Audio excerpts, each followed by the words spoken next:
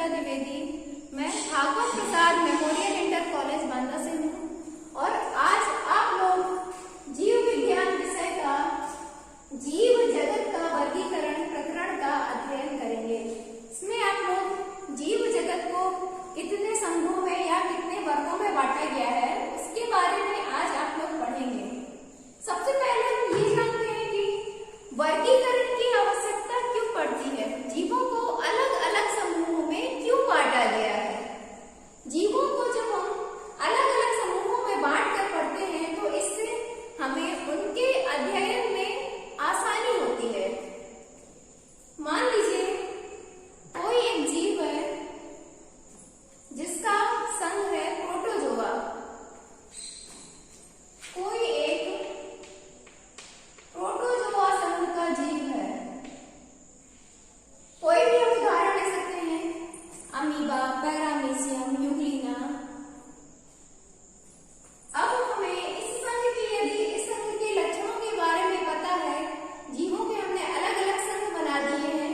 जीवों के संघ ऐसे बनाए जाते हैं कि एक संघ में पाया जाने वाला जो भी जीव होता है हर जीव के लक्षण समान होते हैं। संघ प्रोटोजोआ में पाए जाने वाले सारे जीव एक कोशिका वाले होते हैं और यूकैरियोटिक कोशिका इनमें पाई जाती है। यदि हम किसी जीव के बारे में हमें बताना है, हमें अमीबा, पैरामीशियम, यूग्लिना, अगर हमें ये पता है, हम जानते हैं कि ये प्रोटोजोआ संघ का जंतु है, तो हम उसके बारे में बिना पढ़े, बिना उसका अध्ययन किए हम उसके बारे में ये कह सकते हैं कि यह एक एकोशिकी जीव है और इसमें यूकैरियोटिक प्रकार की कोशिका पाई जाती है। इसलिए वर्गीकरण करने से जीवों का अध्ययन करना बहुत ही सुविधाजनक और आसान हो जाता है। वर्गीकरण की शुरुआत सबसे पहले की गई थी वैज्ञानिक कैरोलस लीनियस के द्वारा।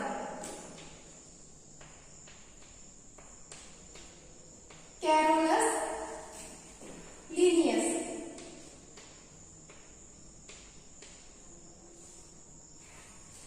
इन्होंने जीवों का द्विजगत वर्गीकरण पद्धति दी थी। इन्होंने जितने भी प्राणी पाए जाते हैं उन सबको दो जगत में बांटा था, जिनमें से पहला था जगत पादप या किंगडम प्लांटी और दूसरा जंतु जगत या किंगडम एनिमेलिया। इन्होंने जंतुओं को केवल उनके बाहरी लक्षणों के आधार पर बांटा था। इन्होंने जीवों को वर्गीकृत करते समय उनकी कोशिका संरचना, उनमें जनन विधियां या पोषण विधियां, इन पर ध्यान नहीं दिया होता। यह वर्गीकरण मुख्यतः बाहरी लक्षणों पर आधारित था। इनके द्वारा बांटा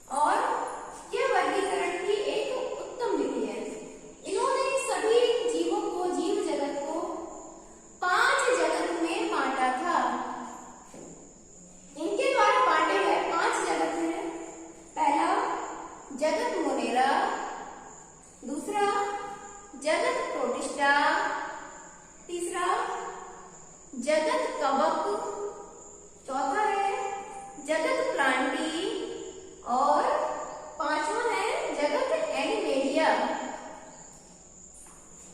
उन्होंने इन 5 जगत को मुख्यतः कोशिकीय संगठन या कोशिकीय संरचना और पोषण विधियों के आधार पर वर्गीकृत किया था। आइए सबसे पहला जगत जानते हैं। पहला जगत जगत मोनेरा। इस जगत में सबसे कम विकसित जीवों को रखा गया था। मोनेरा, मोनेरा शब्द का शाब्दिक अर्थ होता है, इसका मतलब होता है एकल या सिंगल।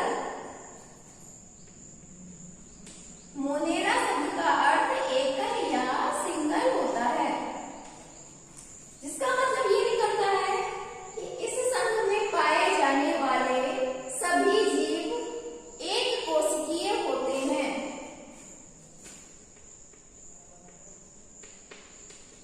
एक कोशिकीय जीवों को इस संघ में रखा गया था और ये सबसे कम विकसित समूह है, इसलिए इसमें जिन जीवों को रखा गया था उनकी कोशिका भी कम विकसित प्रकार की, या जिसे हम कह सकते हैं प्रोकैरियोटिक कोशिका।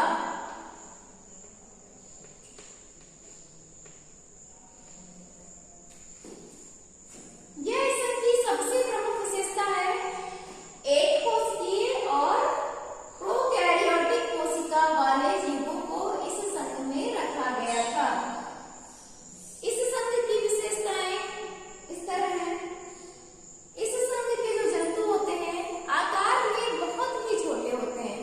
इनका आकार लगभग 1 से 5 माइक्रोन तक होता है। लंबाई इनकी बहुत ही कम होती है। और जैसा कि आप लोग पिछली कक्षाओं में भी पढ़ चुके हैं कोशिकाओं के प्रकारों के बारे में, आप लोगों ने प्रोकैरियोटिक कोशिका की सामान्य विशेषताएं पढ़ी होंगी कि प्रोकैरियोटिक कोशिका में वास्तविक केंद्रक या सत्य केंद्रक का अभाव होता है। वास्तविक केंद्रक का अर्थ होता है ऐसा केंद्रक जो चारों ओर से केंद्रक कला से घिरा हुआ नहीं होता है। तो इस संघ में प्रोकैरियोटिक कोशिकाएं पाई जा रही हैं, तो इनका केंद्रक वास्तविक या नहीं होगा। इसमें सत्य केंद्रक का अभाव होता है, वास्तविक केंद्रक नहीं पाया जाता है। और किसी भी कोशिका में झिल्ली युक्त कोशिकांग, ऐसे कोई भी कोशिकांग नहीं पाए जाते हैं जो चारों ओर से झिल्ली से घिरे हुए होते हैं। जैसे उदाहरण के लिए माइटोकॉन्ड्रिया, हरित लवक, गोल्जी काय, लाइसोसोम, इस प्रकार के कोई भी कोशिकांग जगत मोनेरा के जंतुओं में नहीं पाए जाएंगे। इनमें तारक केंद्र भी अनुपस्थित होता है। तारक केंद्र एक ऐसी संरचना होती है जो कोशिका विभाजन में सहायक होती है। कोशिका विभाजन के समय ये स्पिंडल फाइबर्स या तर्क तंतु बनाने में सहायक होते हैं। तो इन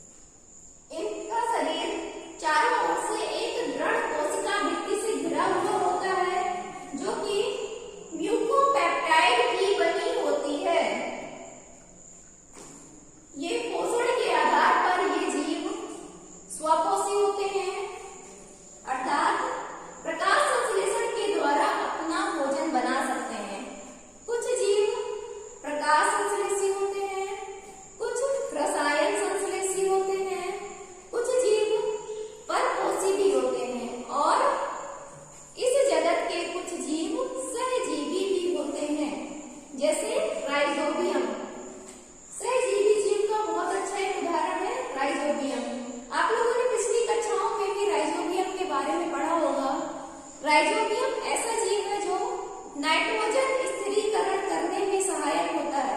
यह वायुमंडल में पाई जाने वाली नाइट्रोजन को नाइट्रेट में बदलने की क्षमता रखता है और इस प्रकार से यह पौधों के लिए सहायक होता है। इनकी कोशिकाओं में रिक्तिकाएं या वैक्यूल्स नहीं पाई जाती हैं। जगत मोनेरा के सदस्यों में जनन मुख्यतः कायिक विधि के द्वारा होता है। कायिक जनन में इनकी जनन की विखंडन विधि सबसे प्रमुख होती है। विखंडन विधि में इनकी कोशिका आकार में पहले वृद्धि करती है, उसके पश्चात मध्य से इनका शरीर दो भागों में टूट जाता है और दोनों भाग अलग अलग विकसित होकर एक नए जीव को जन्म देते हैं। इसमें आने वाले कुछ प्रमुख जीव हैं बैक्टीरिया, नीली हरी शैवाल, नीली हरी शैवाल को हम साइनोबैक्टीरिया के नाम से भी जानते हैं।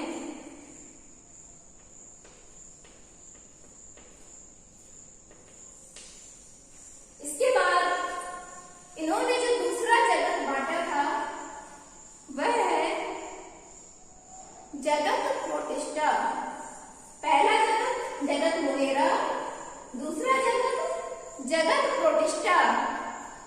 प्रोटिस्टा में भी इन्होंने सारे एक कोशिकीय जीवों को रखा था। मोनेरा में भी, जैसा कि मोनेरा शब्द का अर्थ ही होता है एकल या सिंगल, यहाँ पर सारे एक कोशिका वाले जंतु आते हैं और प्रोटिस्टा में भी सारे एक कोशिका वाले जीव आते हैं। फर्क है इनकी कोशिकीय संरचना में। यहाँ पर आने वाले सारे जीव प्रोकैरियोटिक कोशिका वाले होते हैं, लेकिन जगत प्रोटिस्टा में आने वाले सभी जीव यूकैरियोटिक कोशिका वाले होते हैं। अर्थात यूकैरियोटिक कोशिका का अर्थ हुआ इनमें जो केंद्रक होगा वो चारों ओर से केंद्रक कला से घिरा हुआ होगा। इनमें पूरी तरह से विकसित केंद्रक पाया जाता है, जबकि जगत मोनेरा में पूरी तरह से विकसित केंद्रक नहीं पाया जाता था। उनमें जो उनका आनुवंशिक पदार्थ डीएनए होता है वह जीव द्रव्य में पाया जाता था नग्न अवस्था में, लेकिन इनका केंद्रीय पदार्थ केंद्र के अंदर पाया जाएगा जो कि केंद्रक कला से चारों ओर से घिरा हुआ होगा। केंद्रक झिल्ली से घिरा हुआ होता है और इनमें वो सभी कोशिकांग पाए जाते हैं जो चारों ओर से झिल्ली से घिरे हुए होते हैं, जैसे माइटोकॉन्ड्रिया, हरित लवक, गोल्जी गाय, संकुचनशील रिक्तिका, लाइसोसोम, ये सभी जगत प्रोटिस्टा में पाए जाते हैं। इनमें पोषण विधियां, इनमें मुख्यतः पोषण जंतु संभोजी पोषण होता है। ये जंतुओं के समान ही दूसरे जीवों का भक्षण करके अपना भोजन प्राप्त करते हैं। यह सबसे प्रमुख विधि है इनमें पोषण की, परंतु इनमें एक विशेष प्रकार का पोषण और पाया जाता है मिश्र पोषी पोषण। अर्थात मिश्र पोषी, स्वपोषी और परपोषी दोनों ही प्रकार का पोषण जब किसी एक ही जीव में पाया जाए तो वो कहलाएगा